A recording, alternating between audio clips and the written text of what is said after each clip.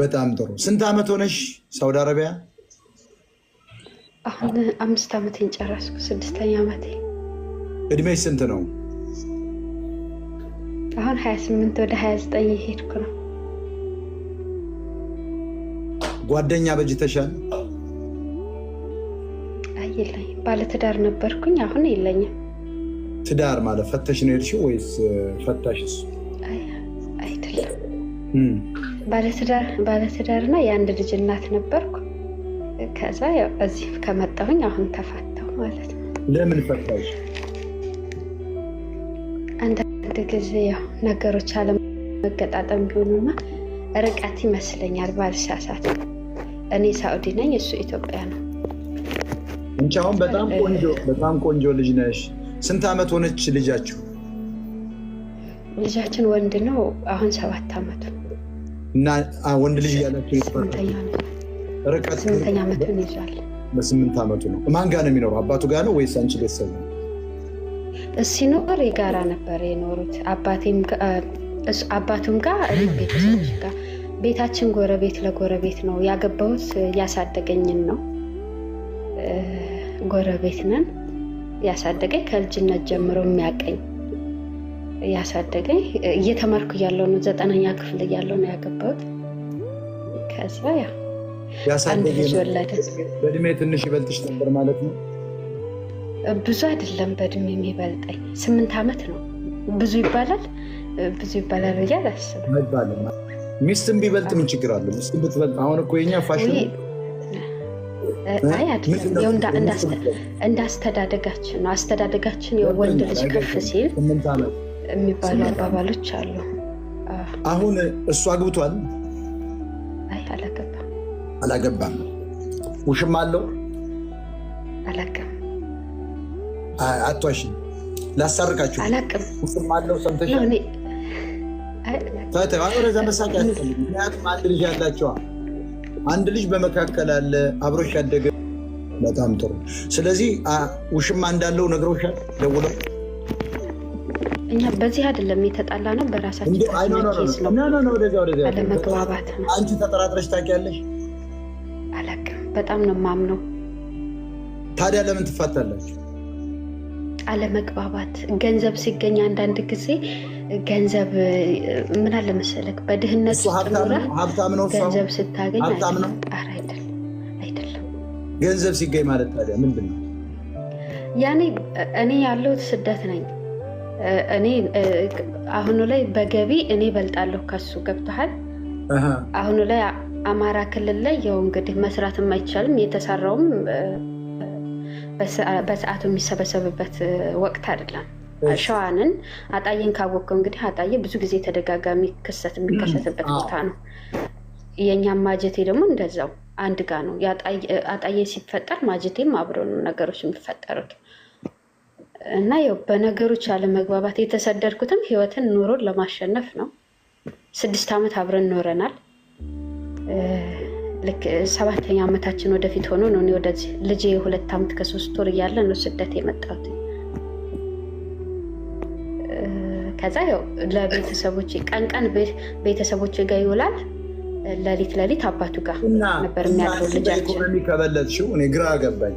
አንቺ በኢኮኖሚ ከበለጥሽው አንቺ አላባረርሽው። ታዲያ እሱ ወይ ከአንቺ በልጦ ምናልባት አንቺን አልጠብቅም ምናምን ብሎ ሊሆን ይችላል ብዬ አስቤ ነበር። ታዲያ አንቺ በኢኮኖሚ ከበለጥሽው አንቺን ለምንድነው መፍታት የሚፈልገው? አለመግባባት። እኔ እንግዲህ እሱን ከሱ በኩል ገንዘብ አንቺ ልሽ ነበር በቶሎ አንቺ ከማለቱ በፊት እኔ የተሰደድኩት ራሱን ችሎ ለዓላማ ነው። ገብቶሃል? የተሰደድኩት ለአባቴ አይደለም ለትዳሬ ነው። አባቴ ገበሬ ነው። ነፍሱን በአጸደ ገነት ያኑርልኝ። ራሱን በደንብ የሚያስተዳድር በህይወት የለም። አባቴ 2 ዓመቱ ካረፈ ግን ራሱን ችሎ በደንብ ልጆቹንም ቤቱንም በደንብ የሚያስተዳድር የነበረ አባት ነው የነበረኝ። መሬት አለው፣ ገበሬ ነው። ግን እኔ በገዛ ፍቃዴ ስለነበር ያው ተማሪም ስለነበር በገዛ ፍቃዴ ስለነበር ያገባሁት ተወጪው የሚል ኃላፊነት ነበር የተጣለብኝ። እነኛ ነገሮች አብረን ሆነን ብዙ ታገልንና 6 ዓመት አብረን ኖርን።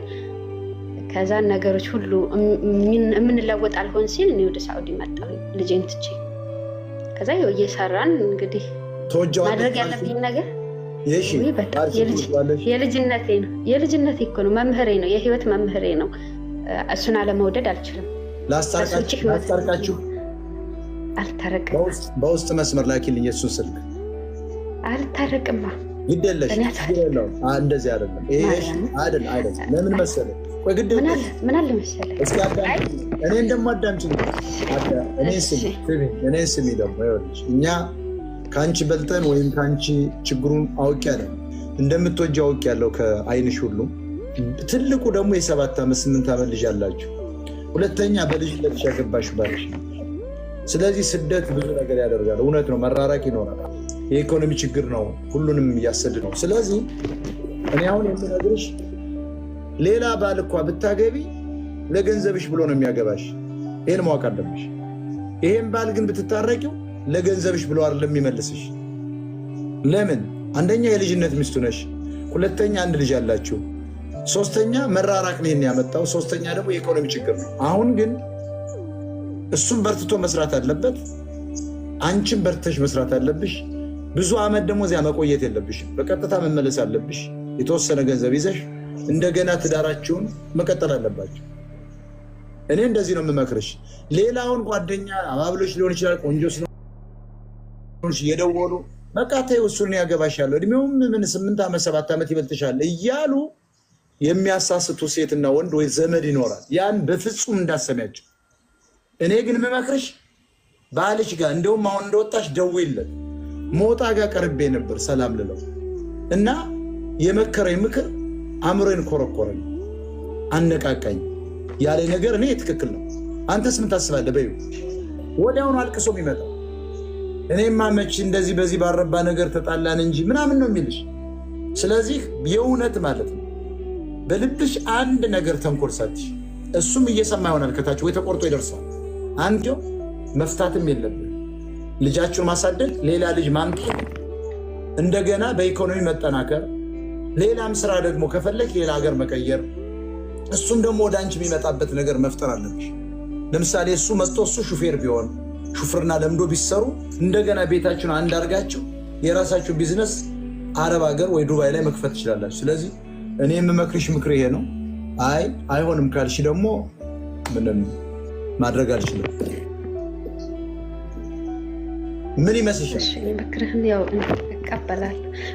እቀበላለሁ። ከምንም በላይ ግን ይሄን ለማድረግ ብዙ ታግያለሁ። ሞጣ ማለት እንደዚህ ግጭት እንዳይመጣ መለያየት እንዳይመጣ በጣም ከራሴ ጋር ብዙ ታግያለሁ፣ ብዙ ሞክሬያለሁ። እኔ ህይወትን ማለት ያው የሚያውቁኝ እዚህ ውስጥ ሊኖሩ ይችላሉ። አሁን እንዳጋጣሚ ዝም ብዬ ልጫወት ገብቼ ላይ ብላይ ሳይ ስነካ ተቀበልከኝ። ለዛ ነው እንጂ እንዲህ ብዙ ታዋቂ አይደለም። ቤቱን ደግሞ ለምንድን ነው ፎሎ ያደረግሽ? አንቺ እድለኛ ነሽ። ፎሎ ያላረገ ሰው በመጀመሪያ ገብቶ ሲያወራ የእኛን ሚዲያውን ሰው 3000 5000 ሰው አለ፣ ግን ሚዲያውን ፎሎ አያደርግም። ሌላ ምንድን ነው ማስተላለፍ የምትፈልጊው ቁም ነገር? የከፈትኩ ላውራ ከይቅርታ ጋር። እሺ እኔ ማስተላለፍ የምፈልገው ነገር አንደኛ ምን አለ መሰለክ፣ በጣም ተቃቅረህ ከልብህ ትቃቃርና አለመጣጣም ይመጣል። تبي مفتاح؟ اوكي ይቅርታ ብያለሁ። ይገን ድሬለው ሼር አርጉ፣ ታብታብ አርጉ፣ ሼር አርጉ። ሰላም ብያለሁ ሁላችሁንም። هنا عند الباب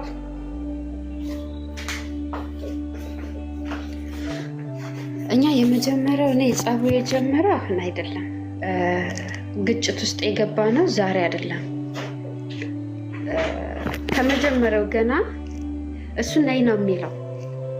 ገና እኔ እዚህ በነበርኩበት ጊዜ ነይ ባለው ነገር እንኑር ነይ ነው። እኔ ደግሞ ስንኖር እዛ ያሳለፍኳቸው በጣም ብዙ ውጣ ውረዶች አሉ። ገብቶሃል? ፍቅር ካለ ገንዘብ ብቻውን ዋጋ ያስከፍላል። ያካፍላል በጣም ከሚባለው በላይ። እኔ ራሴን ከማፈቅራት በላይ ራሴን ከመወደው በላይ እኔ ባለቤቴን በጣም አከብረዋለሁ፣ እወደዋለሁ። የህይወቴ መምህር ነው። ብዙ ጣውረድን ያሳየኝ የኔን አስቸጋሪ ጸባይም ሊኖረኝ ይችላል፣ ጥሩ ጸባይ ችሎኝ የኖረ ባለቤቴ ነው። የልጅነቴ ነው። ህይወትን ከሱ ውጭ አላውቃትም። እስከዚህም አሁን እስካለሁበት እድሜም ድረስ ከሱ ውጭ ህይወትን አልኖርኩበትም፣ አላውቀውም። እሱም እንደዛው ነው የሚለኝ። ነገር ግን አንዳንድ ጊዜ የምትኖረው አንተ እኮ ህይወትህን አሸንፈህ ሆነ ደረጃ ላይ ለመድረስ ነው አይደል? እንደሞጣ ሁልጊዜ ያለህበት ቦታ ላይ ያለህበት እድሜ ላይ ትቀመጣለህ? አትቀመጥም። እኔ አሁን ዛሬ እዚህ 28 እድሜ ላይ እንደሆንኩኝ እንኳን አልኖርም። ነገ 40 50 ደርሳለሁ። ስለዚህ የሰው ልጅ ህይወትን ሲኖር ስንጋባ ቤት ኪራይ ውስጥ ነበርን፣ ምንም ነገር የለንም ነበረ። ግን ቀስ እያልን ሄድን፣ ልጅ ወለድን፣ እያደገ ነው እና ትላንት ነበርንበት ህይወት ላይ መቀመጥ የለብንም። አግዘኝ ማጀቴ ግዴታ መኖር ከሌለብህም ሌላ ቦታ እንድትሄድ አድርግ። እዚህ እንዲመጣ ፈለግኩኝ፣ ሳኡዲ እንዲመጣ መኖሪያ ላውጣለህ ና ቶሎ። እኔ ህገ ወጥ ነኝ። እኔ የመጣሁት በባህር ነው። በጣም ብዙ ፈተና ናይቼ 2 ወር ተጉዤ ነው የገባሁት ሳኡዲ ምድር ላይ ታምሜ። ምክንያቱም ማጠበው ልጄ ነው ትቼ የመጣሁት። 2 ዓመት ከ3 ወሩ ነበር ልጄ። እኔም ገና 20ዎች ውስጥ እየገባሁ ነበር በዛ ጊዜ። ስለዚህ ያ ልጅ ነው ትቼ የመጣሁት። የልጅ ናፍቆት አለ፣ የቤተሰብ ናፍቆት አለ፣ ብዙ ነገር ውጣ ውረዶች አሉ። ግን እነዛን ሁሉ ችዬ የተሰደድኩት ለአባቴ አይደለም ለባለቤቴ ነው። እኔ በአንድ ነገር አምናለሁ። እኔ ከምስቅ እኔ ከማምር በላይ እሱ አምሮ እሱ በቃ የሆነ ደረጃ ደርሶ ማየትን ነበር የምመኘው። በቃ ፍቅር ይሄንን ነው። ከአንተ በኩል ብቻ መስጠትክን ነው የሚመለከተው። ግን ያልፋት ያልሆናልና በቃ ሁሉ ነገር እንዳልሆነ ቆጠረና ከሱ በኩል ነገሮችን ሁሉ አዞራቸው። አሁንም ስለሱ ክፉ ምንም ነገር ልል አልችልም። ግን በባዶ ነው የቀረሁት። እኔ 5 ዓመት የሰራሁበትን ነገር ሁሉ ሰጥቼዋለሁ። ገንዘቤን ሰጥቼዋለሁ፣ ሁሉ ነገሬን ሰጥቼዋለሁ። ከዛ የልጄ 7 ዓመት ነሐሴ 10 ነበረና ለ7 ዓመቱ ለልደቱ ደርስልሃለሁ ብዬ ቃል ገባሁለት ለልጄ። ከዛ እቃ ለቤት ውስጥ የሚያስፈልጉ እቃ ምናምን ካርጎ አደረግኩ ላኩኝና ነሐሴ ላይ ልገባ ፕሮሰስ ጀመርኩኝ። ከዛ ፕሮሰስ ጀምሬ ልገባ ስነሳ ቤቱን ፊኒሽንግ ጨርሶ ነበር። ቀለም ኮርኒስ ምናምን በጅብሰም ነው የሰራው። በጣም የሚያምር ቤት። ከዛ በኋላ ፊኒሽንግ ጨረሰና አንድ ጥያቄ ጠየቅኩት። በህይወቴ እኔ ጠይቄው አላውቅም። ገንዘብ የምትሰራው የት ነው የምታመሸው ምናምን በቃ አላውቅም። እኔም ህይወትን ሀብዬ የጀመርኩት ከሱ ጋር ነው። ማምላክ በምታውቀው አሁንም ከሱ ውጭ ህይወትን አላውቃትም። ወንድንም አላውቅም። እቅፍንም ቁጣንም መኖርንም የማውቀው እሱም ብቻ ነው ከ10ዎቹ ጀምሬ። ስለዚህ እሱን የማላምንበት ምንም አይነት መንገድ የለኝም። በጣም ነው የምወደው።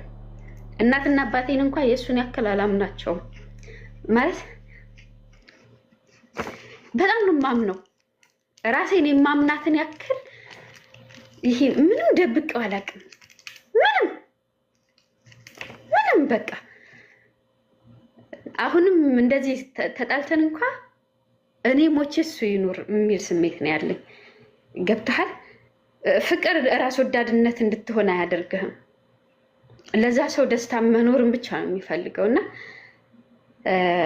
ባጃጅ የገዛሁለት በመጣው በአመት ከምናምን አካባቢ ነው የመጣሁበትን ዕዳ ሳልከፍል ነው ባጃጅ የገዛሁለት። እና በቃ አሁን በባጃጅ እየሰራው ቤቱን ፊኒሽንግ እሰራልሻለሁ አለኝ ማለት ነው። ከዛ አንቺ ለእጅሽ የሚይዙን ይዘሽ ትመጪና ሱቅ ከፍተሽ ትኖሪያለሽ አለኝ። እሺ አልኩት።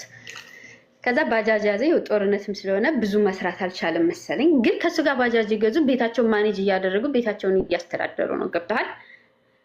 ከዛ አልጠይቀውም ምን ሰራ በባጃጅ ምን ገበያ ያገኘ ምናምን አልልም። ብቻ ከጦርነት መትረፉን ነው የምጠይቀው። እንዴት ናችሁ ዛሬ ደህና ናችሁ ወይ ተረፋችሁ ወይ? ይሄን ብቻ ነው ሁሌ የምጠይቀውና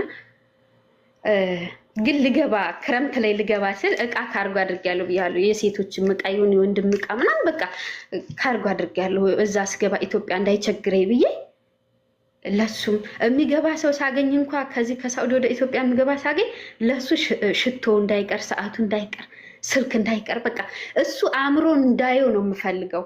አሁንም ማምላክ ካለች እሱ ደምቆ ደስታን ይስጠው። እኔ ደግሞ ሁልጊዜ ወደ ታች ልኑር። በቃ እኔ ልኑር፣ ግን ከእሱ ጋር መታረቅ አልፈልግም። እውነት የምነግርህ አባቴን በጣም ነው የምወደው አይደል? አባቴ ቢመለስ ከእሱ ጋር መታረቅ አልችልም። ይቺ የቆመችውን የሺ ያየሃት ዛሬ በመድኃኒዓለም ቸርነት ነው። እና የምንጠየቅኩት እስኪ ከቻልክ አልኩት ወይ ሶፋ ወይ ፍሪጅ ወይ አልጋ አንድ ነገር ግዛልኝ። ይችን ነው እንግዲህ፣ ይሄ ነው የጸባችን ትልቁ ዋጋ የሆነው። ልክ ክረምት ላይ ልገባ እቃውን ሁሉንም ካርጎ አድርጌ ጠየቅኩት። እጄ ላይ ባዶ ነኝ። አሁን እቃ ስትልክ ብዙ ብር ይፈጃል። ምንም የላከው እቃ ብዙ ባይሆንም የ4 ወር የ5 ወር ደሞዜ እናያዘብኝ እቃ። ከዛ በኋላ እኔ እጄ ላይ አሁን ብር የለኝም ነይ ነው የምትለው። ስለዚህ እኔ ልመጣ ነው። ቤት አለን፣ አንተ ለእጅ የምትሰራበት ባጃጅ አለ፣ መሬት አለ። ከዛ ላይ ቀለብ ታመጣለህ። እኔ በቃ የምፈልገው ይሄ ሴት መሆን ማለት ወንድ ስለሆንኩ ምናልባት አይገባህም። እኔ አሁን ከአሁን በኋላ ይሄን እድሜን መሆን የምፈልገው የቤት እመቤት ሴት የሆነች ሴት፣ ባሏን ልጆቿን ማኔጅ አድርጋ የምትኖር ሴት፣ ለባሏ ዘውድ መሆን የምችል ሴት ነው መሆን የምፈልገው።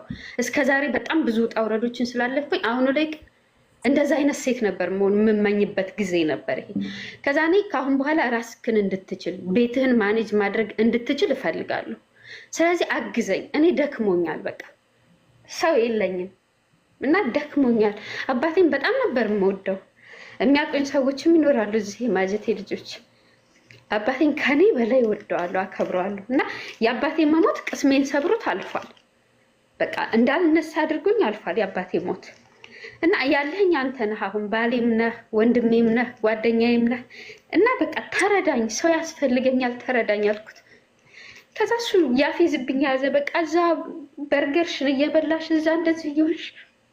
እኔ ወፍራም ነኝ ከበፊቱም፣ ያው ዛሬም ወፍራም ነኝ፣ አልቀንስም። እግዚአብሔር በቸርነቱ ነው የሰራኝ። እና አንዳንድ ጊዜ በጣም ከምንወደው ሰው የማንጠብቀውን ቃላት ስታገኝ ከዱላ ይበልጥ ይሰብርሃል።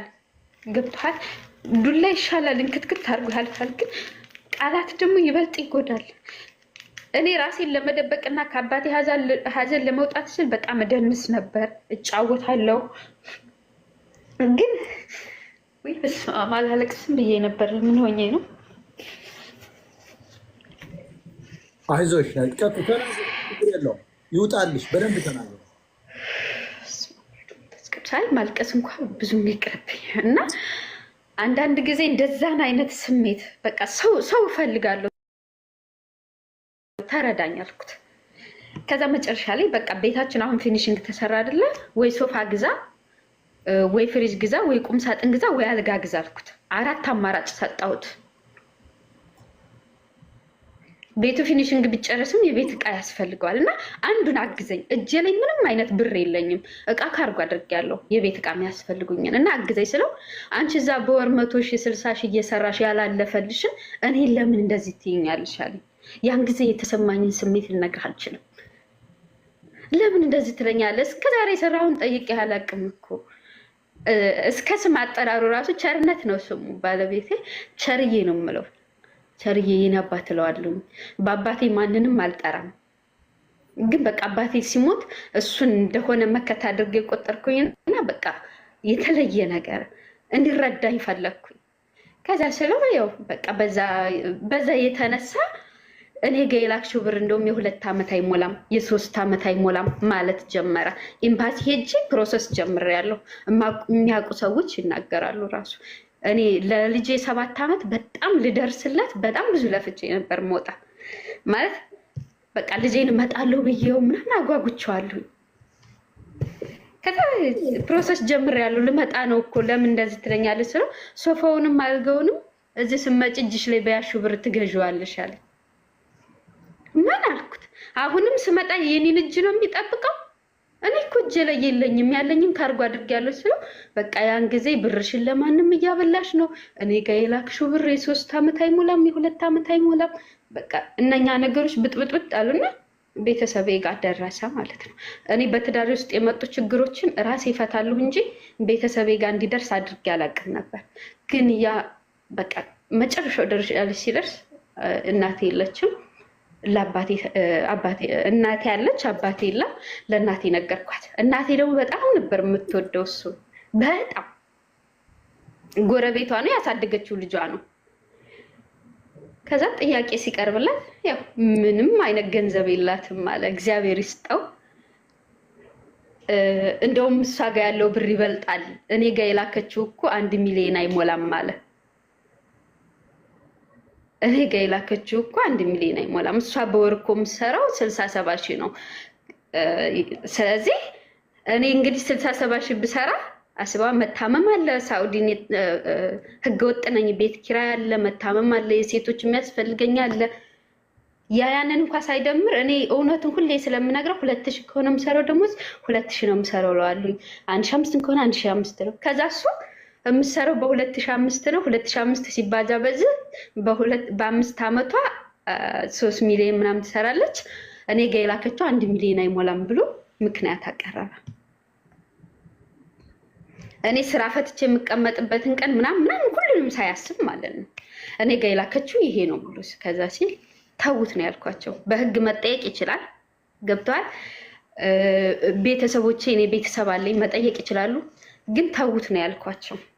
አሁንም እኔ ገንዘብ ልመና ምናምን አይደለም። ስለዚህ ተውት አልኳቸው። ተጠየቀ። ሲጠየቅ የለኝም አለ። ከዛ አይ አሁንም 80 ላይ ሆኖ አመቴን ሊያስብ ሆነ ገብቷል። አመቴን እየደመረ መጣ፣ ወራቱን እየደመረ መጣ። ከዛ 80 ከተቀመጠ ያን ነገር አሁንም ሊደምርብኝ ሆነ። ከዛ 80ውን አውርዱልኝ አልኩኝ። ይፍታኝ አልኩኝ። ገንዘብሽ ስባል ተውት፣ ሰላም ይስጠው፣ ጤና ይስጠው፣ ፍቅር ይስጠው፣ እመብርሃን ትጠብቀው። በአሁኑ ጊዜ አሁንም ከምንም በላይ ሰውን እኔ እንዲረዳ የሚፈልገው እኔ እዚህ ስደት ነኝ፣ እሱ እዛ ነው። እሱ ይሄን ያደረገበት የራሱ ምክንያት ምናልባት ሊኖረው ይችላል። ገንዘብ የላትም ያለበት ምክንያት የራሱ ሊኖረው ይችላል። ግን አሁንም የእሱን ክፉ እማምላክ ለእኔ ታድርገው። ክፉን መስማትም ማየትም አልፈልግም፣ በቃ አልፈልግም። ከዛ ያው ተውት አልኳቸው። እንግዲህ እስካሁን ድረስ አልተጠየቀም። እኔ በመካከል ልጄን ብቻ እንዲያገናኘኝ አንድ ጊዜ ለምኛው ነበር። ስለምን በስድብ ሸኘኝ። ጥያቄ የሺ አደውልባት። በጣም ያሳዝናል። እንግዲህ የሺ ይሰማል፣ እየሰማችሁ ነው። ብዙ ሰው አሁን ወደ ፖለቲካ እንመለስ፣ ይሄ ፖለቲካ አይደለም ምናምን የምትሉ ሰዎች አላችሁ። ይሄ እኮ ፖለቲካ ያመጣብን ራሱ ይሄ ፖለቲካ ነው። የምጠይቃት ነገር ነበረ። ቤቱ የማን ነው? በማን ስም ነው የተሰራው? ያ ቤትም እኮ አንቺ እየላክሽ ከተሰራ የአንቺም ነው የሚል ጥያቄ መጣለች። ልጠይቃት ነበር። ይሽ እንኳን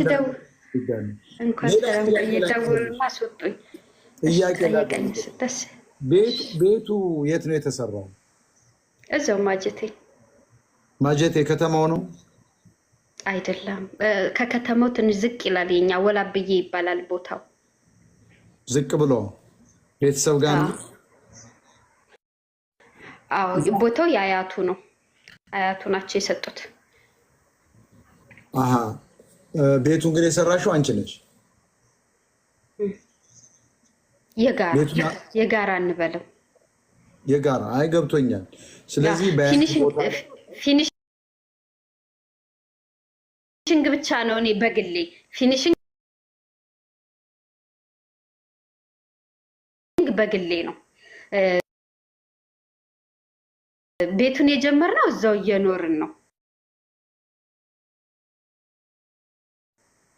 እዛው በምንኖር ጀምረነው ጣራና ግርግዳው ቆሞ ጭቃ ብቻ ተመርጎ ነው እኔ ወደ ሳኡዲ የመጣሁት። ከዛ እኔ ሁሉን ይሄ ሲሚንቶ ምናምን ፊኒሽንጉን ጨረስኩኝ። ስለዚህ ቤቱ የጋራሽ ነው። ባይዘው ፍርድ ቤትም ስትሄጂ ስትመለሽ ቤቱ የጋራሽ ነው። ምንም የሚጠፋ ተሽጦ ለጋራ ችግር የለውም። አሁን ይኸውላችሁ አሁን ይኸውልሽ አንደኛ አንቺ በስደት እያለሽ አባትሽን አጠሻል። የምትወጂውን አባትሽን አጠሻቸዋል። በጣም እናዝናለን። በጣም የሚያስለቅሰው እሱ ነው።